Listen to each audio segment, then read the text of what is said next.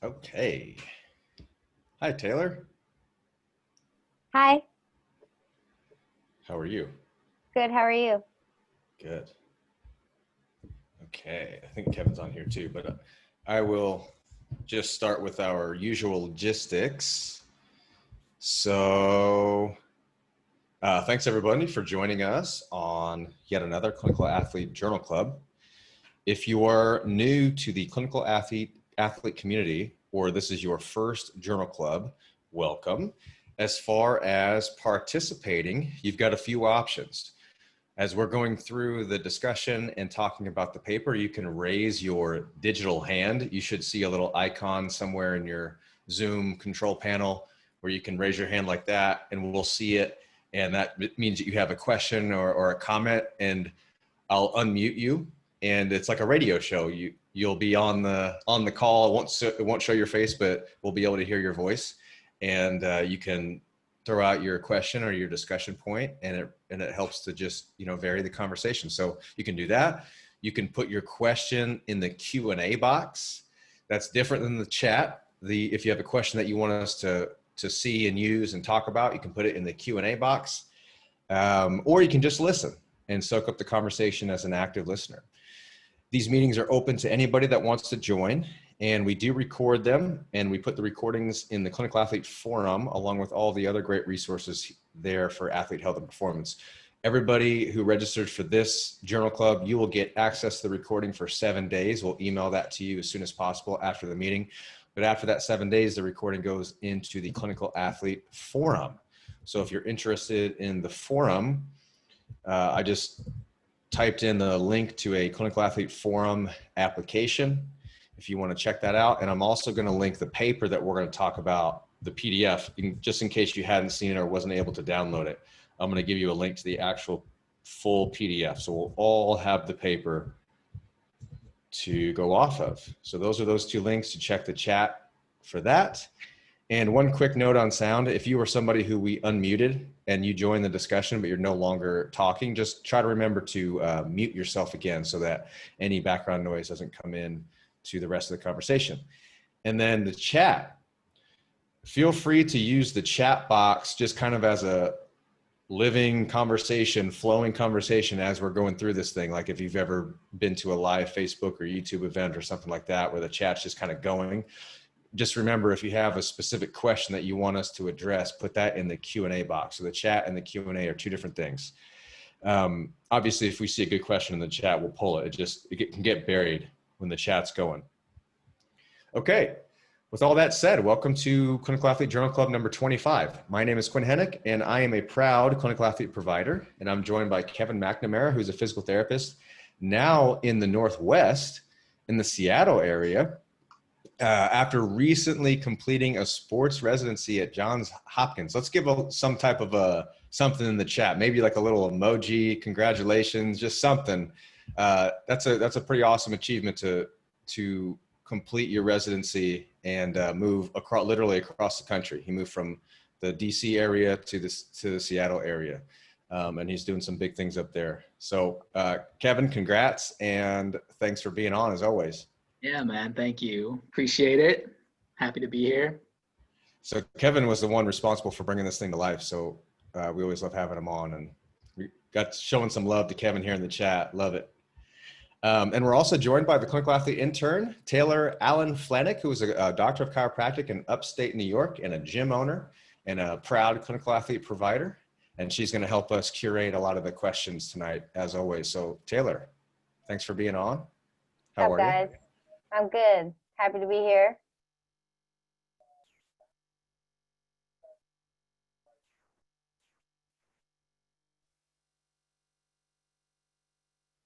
Did we lose Quinn? We might have. Oh. See if he hops back on. Hopefully.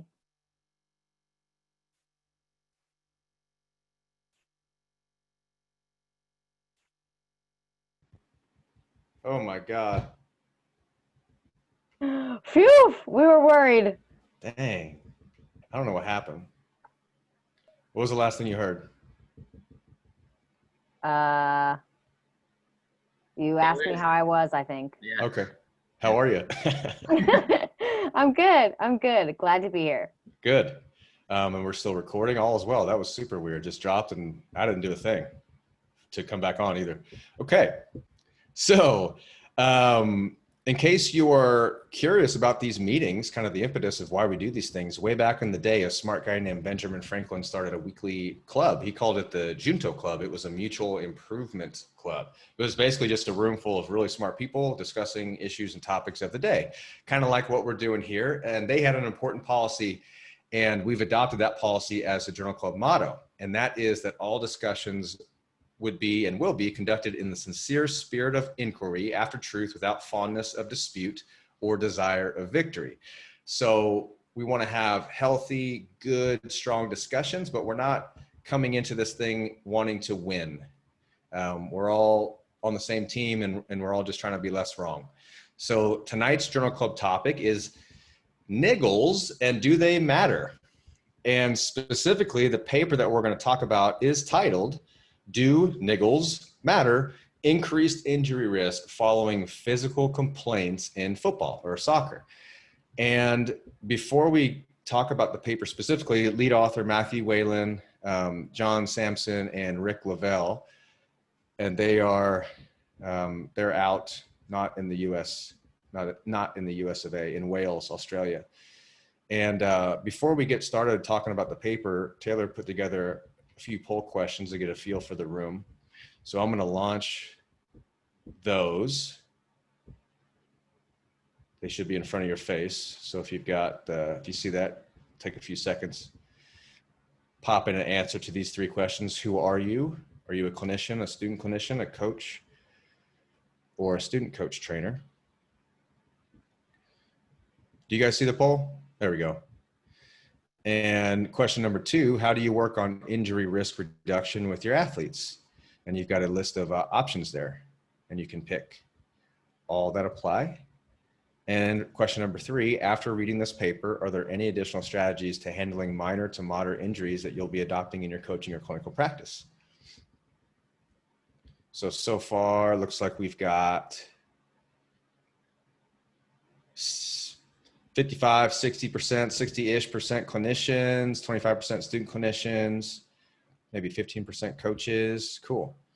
And it looks like 90% of us use strength-based movements to reduce injury risk. Some use endurance. I guess it all depends on the type of athlete and their goal, right? Plyos, managing fatigue, sport-specific training, individualized programming to reduce injury risk, monitoring factors that impact recovery. And then after reading this, 15% of you are thinking, this might give me something here. And 60% are unsure and 25% say, nah. We'll talk about this paper more. So I'll end the poll. I'll give you guys a look. Strength. We put it first too, so that just shows you bias. Okay, so we'll dig into the paper here and I'll give my brief overview. And again, this is interactive, guys. So we want you put your questions in, your thoughts, comments, raise your digital hands. We want some good discussion here. I'll just say right off the bat, I actually really liked this paper. I thought it was super duper interesting. I thought it was really well done and well written, and I don't think they made crazy leaps in the discussion. I thought it was really good. And you guys are 100% free to disagree with me on that.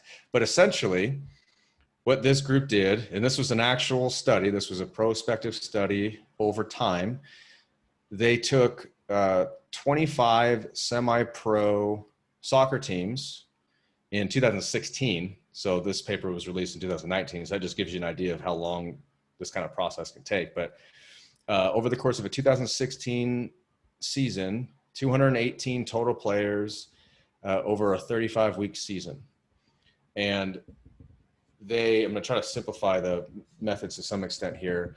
They basically had the players fill out a questionnaire every week asking a series of questions. And those questions related to physical ailments or physical problems or the lack thereof. And what they were trying to look at is, do physical complaints, subjective physical complaints, are they associated with a future injury that actually takes somebody out of competition or training to some extent? So we're kind of dichotomizing a non-time loss injury, but a complaint, a niggle, to time loss injury. We were actually either missing practice or games completely or modified to some degree. You're not full go. And so the question is, do niggles, do subjective physical complaints predict, or are they associated with time loss injuries? And their time period was 7 days. So that's what they were looking at. They used a questionnaire that I wasn't familiar with, the Oslo Sports Trauma Research Center Overuse Injury Questionnaire. And I just have it pulled up, and I'll put the link to that paper. But they used that for the subjective reports. And they also had somebody come in for each team, a data collector, and actually monitor the athletes. So especially for the time loss injuries, the data collector, a different one for all 35 or all 25 semi-pro teams, would come in there and use very specific criteria for time loss injuries. So that's another reason I thought it was pretty well done. And everybody was blinded, the data collectors, the clubs, and the coaches, which I thought was good. But essentially, they found associations. So here in the just a quick overview of the results as the cohort of 218 players, the time loss injury risk within 7 days of a self-reported minor or moderate non-time loss injury affecting performance, participation, volume, or perceived severity was 3 to 7 times greater compared to the absence of any complaint. So, in other words, those who reported a physical complaint, a niggle, were at an increased risk for injury within a 7-day period versus those who didn't. Said, I'm completely fine, I'm healthy, I feel good. And there was also a strong association in the same body location. So, for example, my notes are kind of all over the place here. So, for example, all 68% of all time loss injuries, so everybody who ended up getting hurt and losing time, 68% of those were preceded by a non-time loss report. Well, when it came to body-specific regions, like knee, 94% of time loss knee injuries were preceded by a non-time loss physical complaint. 90% of hamstring time loss injuries were preceded a week within 7 days before by a non-time loss physical complaint, a niggle, which I thought was interesting. And there's a lot of other stuff to go in with this, and there's limitations to the models they use and all that good stuff, which I actually thought they did a good job of outlining in the discussion. But I'm going to throw it to Kevin. What do you think about this paper? Yeah, so I think I agree in terms of like the methodology used, and I thought the authors did a good job kind of addressing some of the limitations. I think in terms of practical applications, I don't know how much it's going to really kind of impact the decisions that I would make. And the reason that I would say that is, just kind of running through the paper here. So 49% of everyone involved in the study, so let's say 1 and 2, reported some kind of complaint. And then also kind of considering that unincited injuries, so meaning that you had a time loss injury without the presence of some sort of niggle or complaint, was between 6 and 9% anyways. So regardless of whether you had some sort of complaint prior to, 6 to 9% of those involved in the study were going to experience some sort of time loss injury. So I think the hard thing about this becomes when we have, something like this questionnaire that seems like it's pretty sensitive. So we're going to collect a lot of people, but kind of falls short in terms of the specificity stuff and some of the predictive power.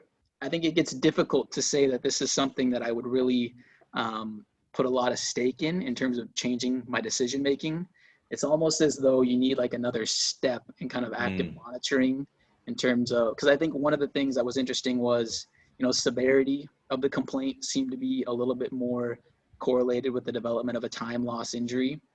And I think that, having this where, okay, we're catching all these people with this very sensitive test, we're flagging them, and then maybe having some sort of secondary follow-up question, whereas, is your previous complaint, staying the same? Do you feel like things are resolving? Is it getting worse? Would be kind of that next step that you would need to really kind of influence my decision-making. Because I don't think that as a standalone, the fact that they're just reporting any complaint, which they didn't really specify what that was, it was really just any bodily complaint, it doesn't provide enough to me to really say that this is something that, I'm going to really focus on and use to guide my decision making. To kind of dig a little bit deeper, the one thing that I did think was interesting was the fact that the relative risk ratio for moderate effects on performance and moderate effects on the ability to complete training volume seem to be kind of the best bets in terms of things that I may pay a little bit more attention to in terms of the actual structure and the answers provided in the questionnaire of itself. So to kind of sum up, I think it's interesting. I don't think it provides enough to me to really change some of the decision making that I would make. I think there's kind of needs to be a little bit more in terms of follow-up than just kind of the weekly questionnaire monitoring. I agree. They do say that in the discussion, almost verbatim. They say as a standalone. But one reason I like it is because I think it is a step, though. You make a great point. Like there's something in the middle that has to happen before we're making a decision based on the data. But this kind of creates some type of foundation, maybe to figure out what that is. And looking at what was also interesting is looking at the paper that I pulled, looking at the ostrich. Well, I'll just call it the ostrich. I'm going to put the title of the paper in, it's free. I'm going to put the title of it in the chat. Oh, that didn't come out very well, but just Google that and it's a free paper. And then I'm going to share my screen, which always turns into a disaster, but we'll do it anyway.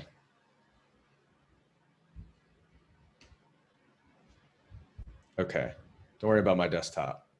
Now you people are judging me. So don't just stop. I know where everything is.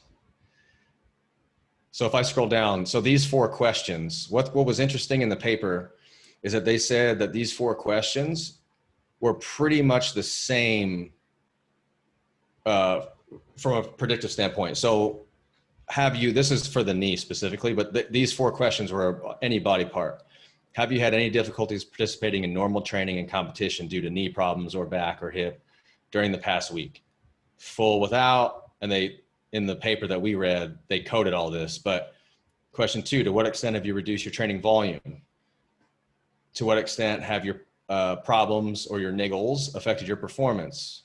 And to what extent have you experienced knee pain related to your sport during the past week? And what they were finding was that these questions, you don't really parse them out. They could all be pretty much measuring the same thing. So one thing that the idea that they threw out there was future research, maybe could we combine or pull one of these questions specifically, or just make one question that gives us the same type of association, and just then trying to make it a little bit more applicable. But I mean, my problem with all this stuff, and I'll stop sharing, like, it's always the question of, so what, do you hold everybody out who complains about something? Like, to your point, almost half, like on a weekly basis, a third of them were complaining of something every single week. So that's the question is, to what extent do you do? But one point, this is the last point I'll make, and we'll throw it to the crowd. One point they make that I liked was it could be like a talking point. They use the word flag, but something to just keep your thumb on the pulse. Maybe they mention a non-time loss complaint may be considered as a flag to open player, coach, medical staff communication and assist in injury risk reduction. I don't know about the injury risk reduction part, but basically the point there is it could be a talking point. Yeah, I think, the other thing that I think this kind of speaks to is it definitely seems like there's something to having, a questionnaire like this that is not done face to face, whether it's with kind of, the strength and conditioning staff or the medical staff. It seemed like they were reporting more sort of the incidence of some of these kind of minor things through the questionnaire, as opposed to direct face-to-face one-on-one with the injury coordinator. So I thought that was something that was kind of interesting too, is you're almost getting a little bit more maybe fidelity in terms of them actually reporting how they're truly feeling to you through something like this questionnaire, as opposed to, you're coming in today, how you feeling. It seemed like there was something to that, having a little bit of distance between them reporting symptoms through the questionnaire as opposed to face-to-face with the person that was tracking the injury. They gave some reasons for that, for some possible reasons for that too. Maybe you're just giving them more opportunity. A questionnaire is a lot easier to finish versus having to like seek the medical staff. So there's that. Maybe they didn't want to go to the medical staff, but for some reason felt more comfortable doing it in the questionnaire, which I don't know if it was anonymous, but everybody was blinded. So then, yeah, there you go. So yeah, that was interesting. But then it went the other way with time loss injuries. The self-reported time loss injuries was actually lower than those reported to the data collector. So you can't really fake that though. Like if you're so hurt that you have to miss practice or you're going to miss a game, like the staff is going to know. And maybe they just forgot to report it, or they were pissed and they were like, man, I'm hurt. I hate this stupid study, which is a problem. But one thing they did do, so compliance wasn't all that great in the entire cohort, which they're like, that's real life. I thought I saw two values, but anywhere from 33% to like 49% compliance, somewhere in there. It wasn't great. It wasn't more than 50% of the entire cohort, but they did a subgroup analysis where they took a group of 73 athletes who were 80% compliant, which is pretty dang good over the course of an entire season. And the associations were pretty similar. So we could probably, the low compliance rate maybe is not as much of a flag because they did that subgroup analysis, but it is always a problem. You probably have better compliance with individual athletes versus big teams like that. There's a lot of moving parts. Derek's got a question here that I just pulled in front of me. Sorry, Taylor. I just have it. That's fine. Derek asked a good one. He says, do you think we overemphasize pain in sport being an injury? When there is no presence of trauma or apparent tissue damage, can we pinpoint this as being an injury or more of a heightened state of sensitivity of the body? Should we be changing the context around injury in sport? I feel that putting emphasis on their injury adds to the problem. Maybe. This paper certainly didn't parse that out. The question's really good. It's one of those pendulum questions, right? Like we've got data right in front of our face looking at some type of relationship there, but as the authors state, this paper is not a paper of causality. So the niggles don't cause the future injury in 7 days or the time loss injury. It's just an association. Just like the famous association between shark attacks and ice cream sales, neither one of those things causes the other, but they're closely associated so they can predict one another. The arrow doesn't point the other way. So your questions are good, and this paper doesn't really answer any of those. But we also don't want to say that somebody complaining about something mild won't result in something bigger. So we don't want to ignore it either, which is kind of a non-answer, but this is why you triage and you take into account the current situation and where the athlete is in their training, and if they have competitions coming up, and if they have livelihoods associated with things, and if they have a history of the injury and other factors that maybe at the when a decision has to be made, taking all these factors into account, you say, we're going to monitor, but we're not going to change anything. You have that conversation. Or you say, taking all these factors into account, I think the risk reward of you continuing on is not there.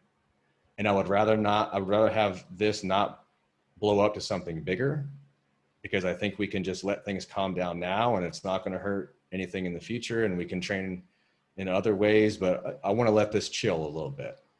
And that's a conversation that is had often as well. And it's just contextual. So I'll stop. I could get rambling, so I'll stop there. What do you think about that, Kevin? I think that was well said. So the way that I kind of frame this is there's certain concessions that you're probably going to have to make when we're talking about like elite performance. And I know that this was, semi-professional level, but it's elite enough. So if we're kind of framing it from like maximum vitality and death on opposite ends of the spectrum, I would say that elite performance is probably much closer to death than it would be maximum health and vitality. So there's a little bit, like we always talk about, there's gray in there, and where you're probably assuming, risk for one, but also the presence of some of these symptoms and, kind of nagging injuries as we're kind of moving closer to maximum performance. So I think, like you said, it's the balancing act and having a good understanding of, is this progressing? How is it impacting kind of their day to day and things like that? I don't think it's something that you can come to a firm answer with, provided that we're assuming a little bit, the person is acknowledging that they're assuming a little bit more risk when we're trying to maximize performance. But then it comes down to the clinician being able to determine, how much of that is acceptable in terms of when to kind of pull back and things like that, like you said. So I don't really have much to add there, but I think just kind of framing it from that discussion of, if we're going to maximize and push performance, just having an understanding that there is the potential and probably a higher likelihood that you'll experience some of these kind of minor things. And with anchoring it with professionals as well, I'll go just like the extremes, like professionals making millions of dollars, they'll MRI a hangnail because those are multi-million-dollar assets. They're humans, but there's a lot of money on the line, and there's a lot of stakeholders who are highly invested. So they will over medicalize because of those investments. And then, whittle that down to just your weekend warrior. And, we're having conversations about joint sensitivities and just simple conversations about going too hard, like these types of things. But we've just got to, everything in between, like with these semi-pro players, it falls somewhere in between. So yes, we can over medicalize and overblow the day-to-day, but we don't want to get frustrated with that and just then already have made the decision in our head when somebody sends us an email, hey, can I come in and see you? My knee's been bothering me a little bit.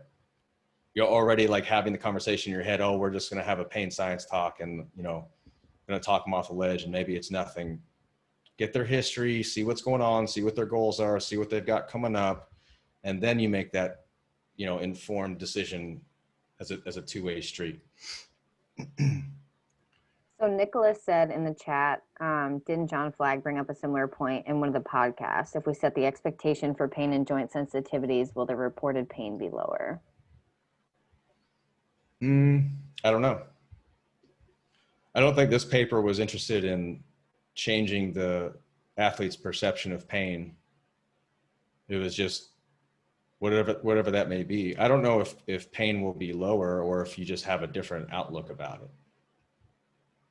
And those are different questions. Like you may still experience the pain or the sensitivity at the same frequency or whatever, but you have a different framing that may just help you not catastrophize. And, or it could literally make it go away. Had people say that too. After I stopped worrying about it, it just went away. But I couldn't give a definitive there. Yeah, I think there's a lot to that. I actually just put something in the chat. It was from Aspetar. It's talking about overdiagnosis in sports medicine. It's private, Kevin. It answers a lot. Oh, it's private? Okay. I'll fix it. it kind of touches on a lot of that stuff in terms of over pathologizing versus not. I thought that's a pretty good read to kind of touch on as a sort of a follow-up or a supplement to some of the things that this paper discussed and the discussion that we're having now. Yeah. And remember, the paper is just trying to quantify these things. So if this is not how, if you're worried about kind of over medicalizing and overblowing these things, maybe you wouldn't do it exactly the way they did it in this study, because they're doing a study and they're trying to have some type of reliability within their data. So they need to kind of be regimented. And if they didn't send the questionnaire every single week, then we would be sitting here criticizing them for not having a very internally valid, reliable system. So we pull that out, and now we're having this conversation of, okay, now what would we do from a clinical standpoint, and what do I like about this? I like having some type of touch point, but maybe you already have an expectation that if something's bothering your athlete, then they would tell you, or you just kind of have that conversation organically. You don't have to, give them a questionnaire on a repeated basis, something like that. Isaac. There's some more questions in the Q&A box. Oh. Alexander said he may have missed this, but was there data about the average amount of time lost for those that did lose time after a niggle was reported? The only mention I saw was our results thus highlight that including non-TL injuries substantially increase the prevalence of slight 0 to 1 day TL injuries, physical complaints in semi-professional football. Did the survey have any correlation with more severe injuries? It did. Kevin, isn't that something that you highlighted earlier? Yes. Yeah. I don't remember what the exact dates were there, but it did have a correlation with more severe injuries. I'll see if I can find it. But to Alex's first question, did they report the amount of time lost? I don't remember seeing that. That was not listed from what I saw. So that's a really good question. Like, we could be looking at somebody who missed half a practice versus somebody who was blown out for the entire season. There's a lot of variance in there. It's a good question, Alex. That would be something potentially that you throw the author, like you email the author about, because that might skew the way that you look at this data. Some more questions. Nathan said, what questions or questionnaire would you like to be seen added to the OSTRC in a follow-up study to improve the specificity of this measurement? Kevin, you mentioned some type of severity scale. Maybe like an ongoing monitoring process, being like, based off of your report from last week, is your condition improving? Is intensity increasing, or is it decreasing? I feel like something like that would be helpful, just to kind of provide like that second step in terms of monitoring it. Like they're still having this complaint, but is it progressing? Is it getting worse? I feel like that's be something that would be helpful in terms of maybe fine tuning it a little bit more. In that paper that Taylor linked that I shared my screen on, the paper looking at the Ostrich questionnaire, they do have, it looks like some type of sub analysis where they look at severity scores over the course of a week. So that might be something that we're looking at, because that was one thing in the paper that we're discussing here at the core, is that they explicitly didn't do that. It was just it was whatever scores of those questions, but they weren't like giving some type of injury value beyond that.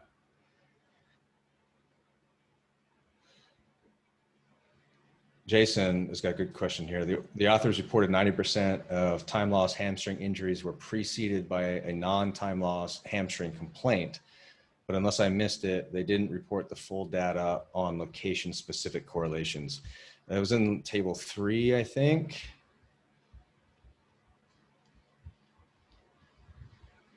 The only thing that I saw was that like 33% of the Mm. hamstring injuries were more than one location from what I saw. But I don't think they kind of divvied out, you know, specifically for hamstrings, what were the locations that they were complaining of. I didn't see that. I just saw kind of like the raw injury data in terms of, you know, at the ankle, the relative risk of a time loss injury was this, but I didn't see it by condition broken out. So what you're saying is if somebody reported an ankle niggle, they were 6.8 times more likely to have a time loss injury, but not necessarily 6.8 times more likely to have an ankle time loss injury. Yeah, that was the kind of what I gathered from it. It didn't seem like they had, because I don't think they listed, you know, what the time loss injuries were. It was just kind of more like reports here were this time much more likely to report a time loss injury, but I didn't see that they broke it out by condition. The only thing I saw was for the hamstring specifically, they just mentioned that there was 33% of those had more than one complaint at one sort of body segment, but they didn't say which ones from what I saw. And then Jason, the second part of your question, they don't have the correlation data in table 3. So yeah, that kind of murks up the location specific things. And it also, like they mentioned, somebody who reported a hamstring niggle could have also reported knee, low back, hip, you know. So there's, again, causality cannot be inferred here.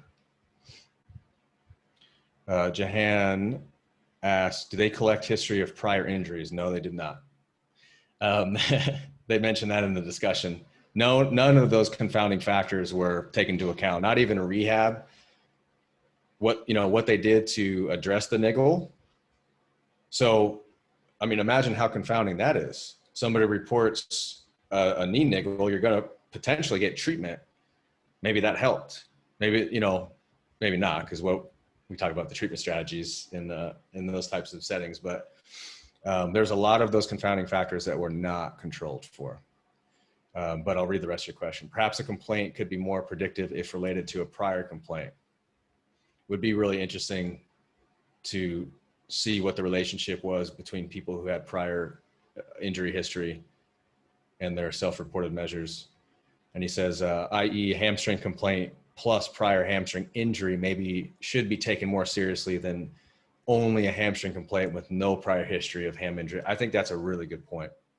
And I think that goes into what Derek was asking, is like, how much stock do we need to take into this type of thing? Well, if it's somebody who's had 3 different hamstring pulls and we're 4 months removed from his last one, but he's feeling a niggle in that same spot, maybe that's something now to have a conversation about and potentially intervene on versus not. First time we did a ton of sprints yesterday, and what he's reporting as a niggle is actually just really bad DOMs. But to me, it would still be a conversation.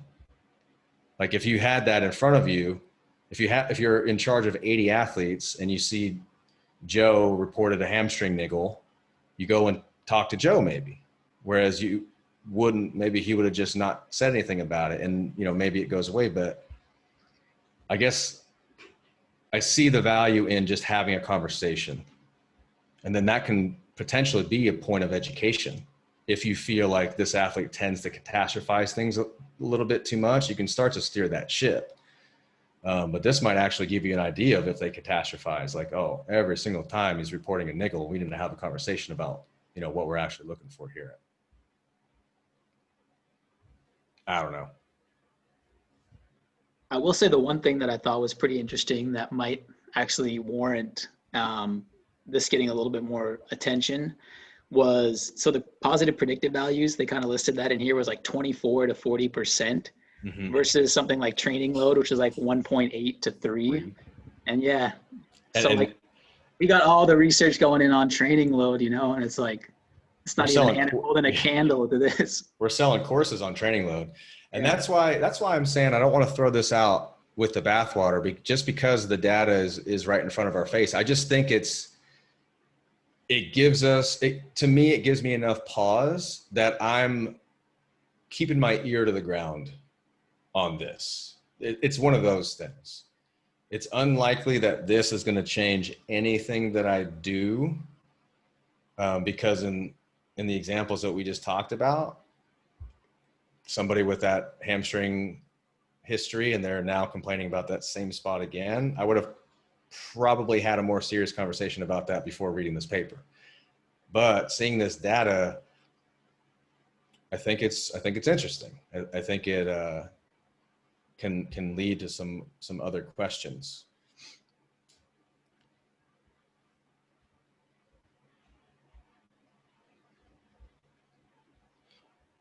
What do we got in Q&A? Anything?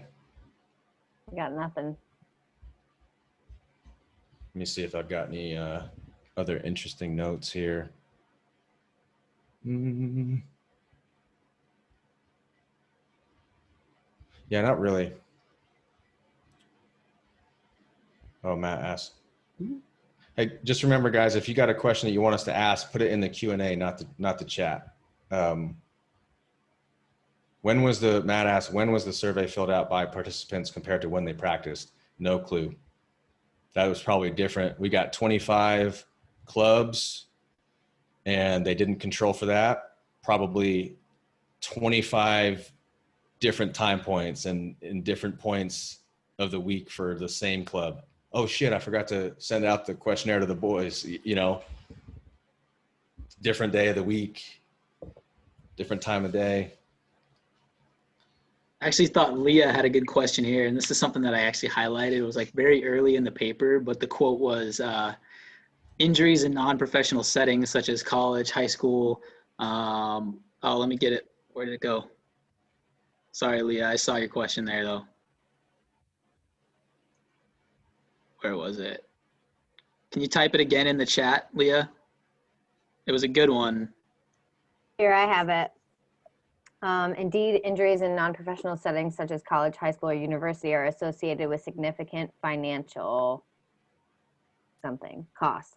The increasing costs associated with sporting injury has led to suggestions that the risk of injury may negate the positive health benefits associated with physical activity.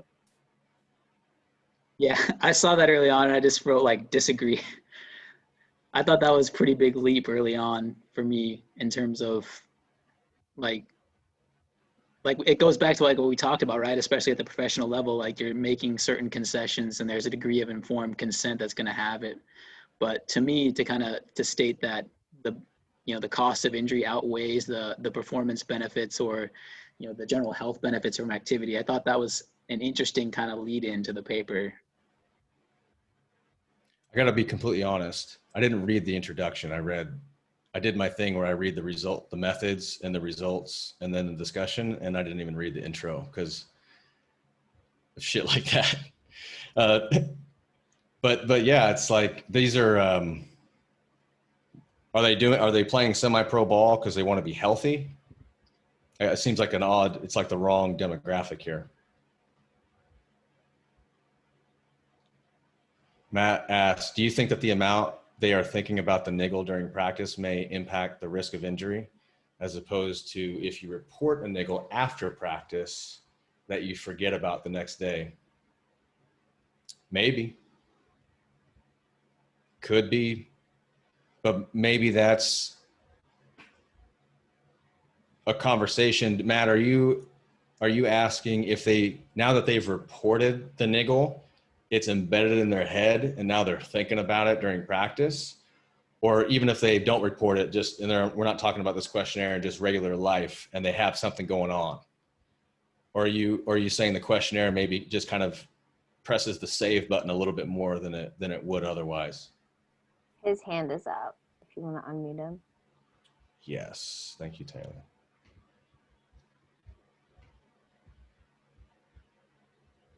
Oh, got it. Okay. Allow to talk. You are permitted to talk, Matt. All right, cool. Can you hear me? Yes.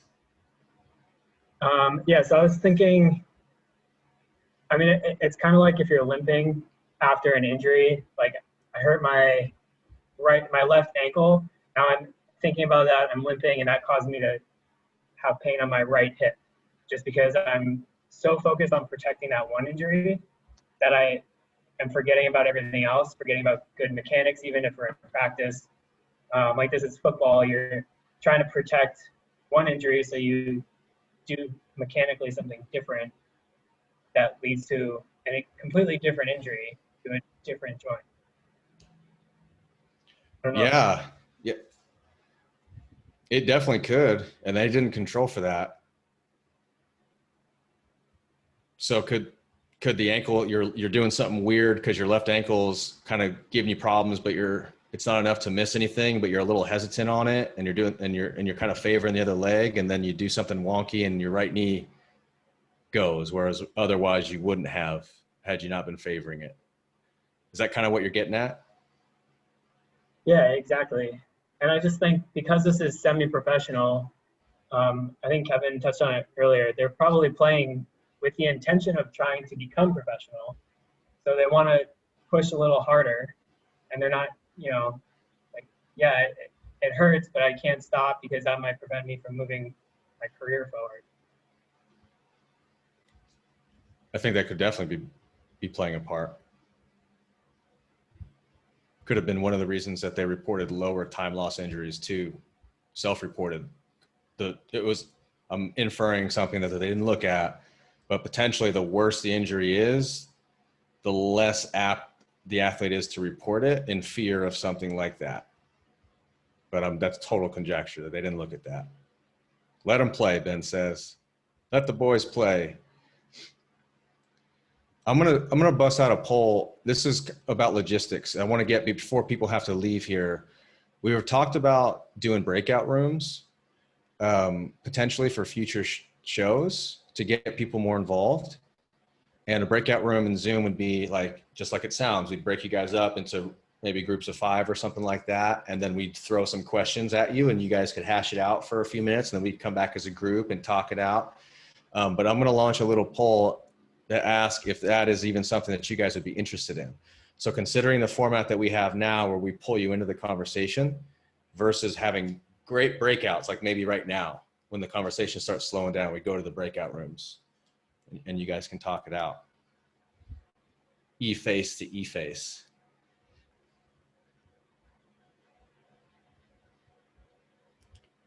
I'll give you a few more minutes, or not minutes, sorry, a few more seconds to answer the poll. Well, it looks like a resounding yes. You guys would like that. That's something that we can start putting in. Zoom webinar doesn't have breakout rooms, or would have been doing it already. Only Zoom meeting does. So it will look a little different, but it will be kind of the same format. So cool. I want to throw that out there. We have some more Alex. questions. Okay.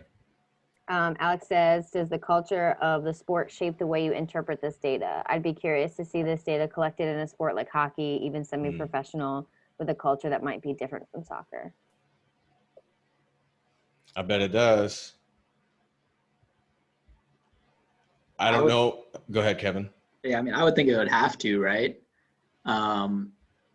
It might actually be kind of less of a predictor, I would think, in a sport where you have something like hockey, where it's almost like injury and playing hurt seems to be a little bit more part of the culture. So I think that's something to kind of take into account for when we're thinking, external validity wise, how much does this really apply across different sporting spectrums? So it's a good point. Really good point. And I won't even make the joke about soccer players who are the stigma is like they're the opposite. Just go watch like some YouTube flopping videos, like a little shoulder bump, and then the player does like 3 backflips. We probably have some soccer players here. I'm so sorry. Really sorry. Isaac said, but you made the joke, ...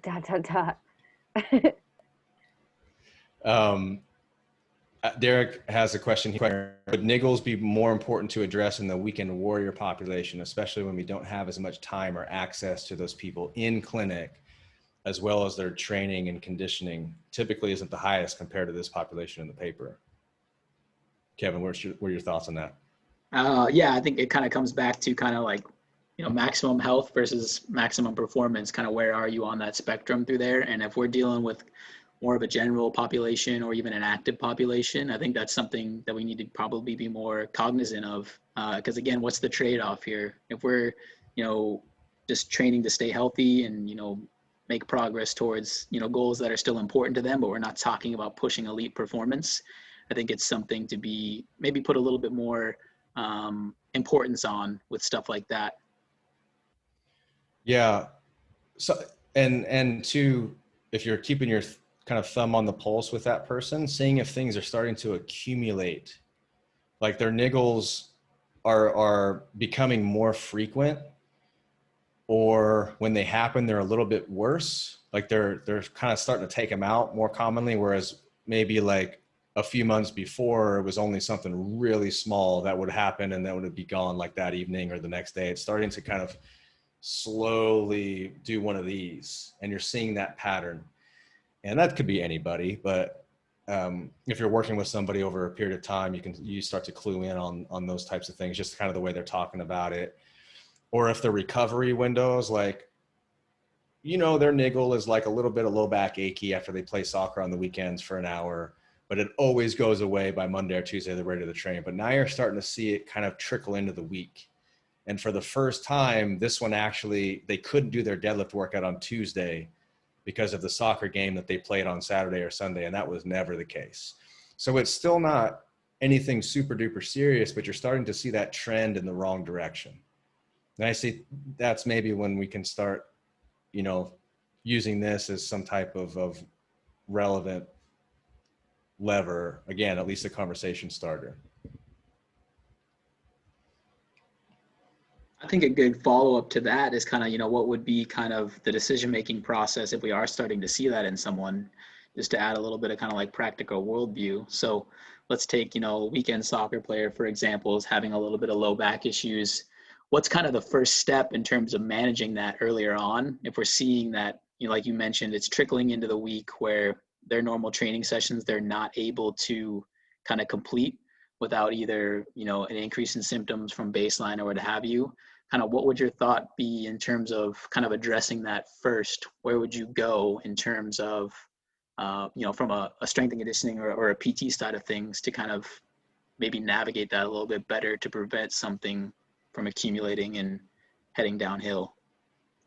First, it would be a conversation, and it would be a conversation in which I express what I'm observing. They may not come, so they may report that I may know that it's an issue because they told me in the program or whatever, or just said, hey, I had to skip deadlifts today, still a little bit sore from Saturday. And maybe that's a one-off, but again, I'm seeing that pattern. So it would start with, this is what I'm observing.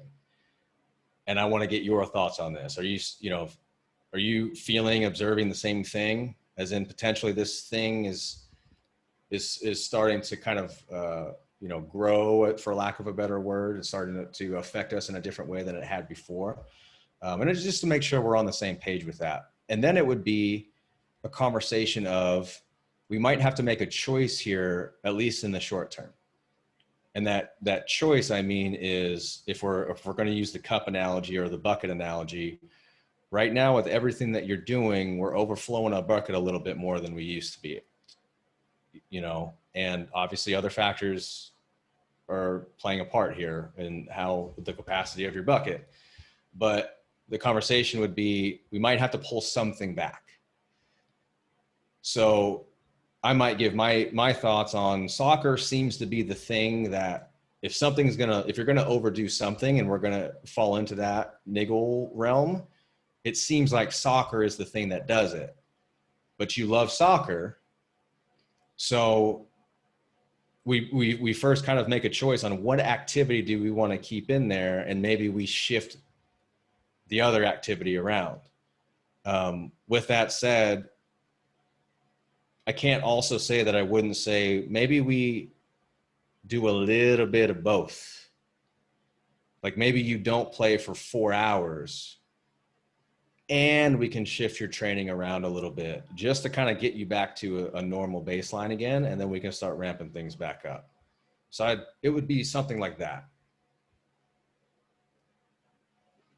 Is that too much of a non-answer? What are your thoughts? No, I thought that was great, because I think that's something that, you know, is highly actionable that, you know, a lot of people on the call are probably dealing with or will run into at some point there. So I think, you know, getting your thoughts on that was, you know, really valuable. I think that probably would be where I would go to as well, kind of depending on, you know, what the terminal task is and what's most important to them, like you mentioned, and then adjusting things that are secondary or tertiary to kind of at least allow things to stabilize a little bit, making some of those modifications. And then if that doesn't work, then maybe go into the second kind of option, like you mentioned, where either pulling back on both and seeing how things progress, or vice versa.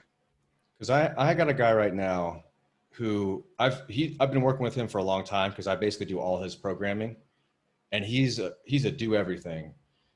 He's a master's weightlifter. He's like mid to late 30s, but he's soccer on the weekends, flag football, volleyball, lifts. He would lift 10 sessions a week, hard as hell if you programmed it for him, and he would do CrossFit and all of it.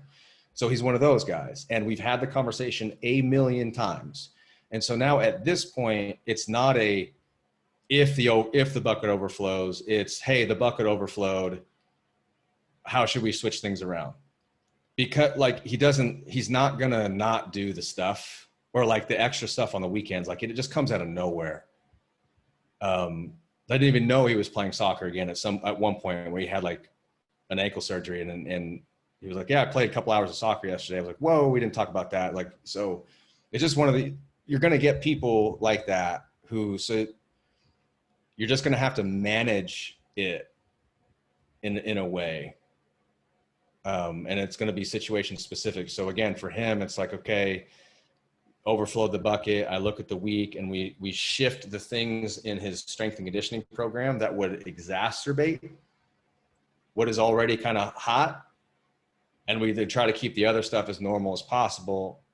And then I give a recommendation on the extraneous stuff, like things like soccer. The problem with playing that stuff is it's so unpredictable. Like you can play an hour of soccer and have a very different experience than somebody who goes really freaking, and position specific too. Somebody goes really freaking hard, or somebody who just kind of like goes out there and doesn't do a whole lot. So there's just a lot.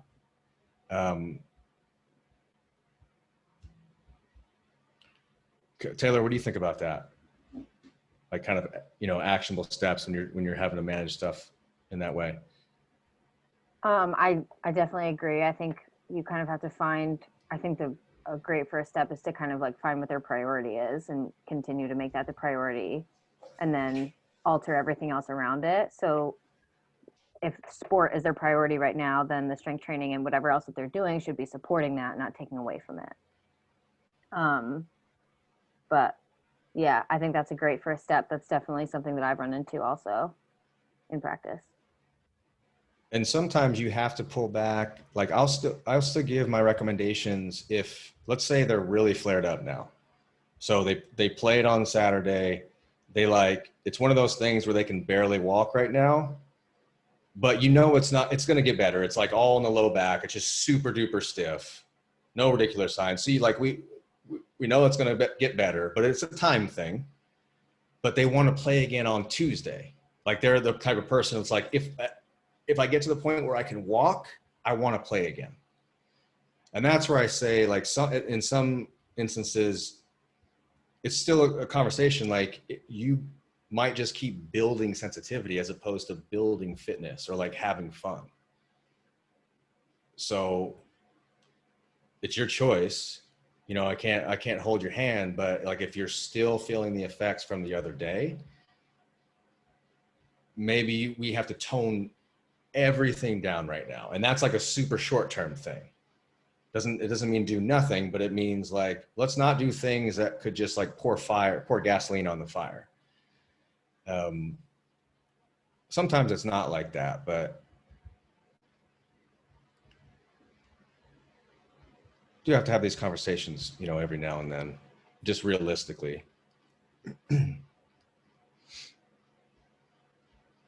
Okay. Well,